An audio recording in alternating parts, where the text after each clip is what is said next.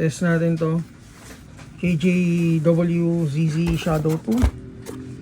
Steel version.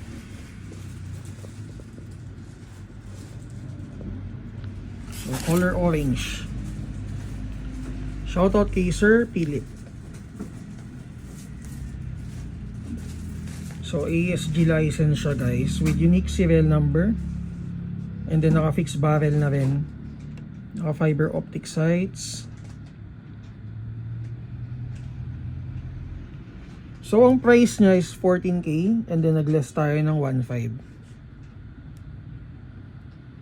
So, para dun sa mga nagbabala kumuha ng shadow, ano lang para lang dun sa mga bago sa mga bagong shadow natin hindi siya applicable dun sa mga naka-inventory sale.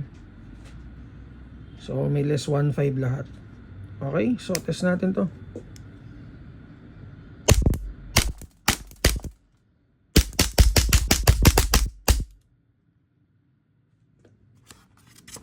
So guys, for details, PM lang kayo sa account ko, Maverick Beltran, or sa Mavs Hobby PH.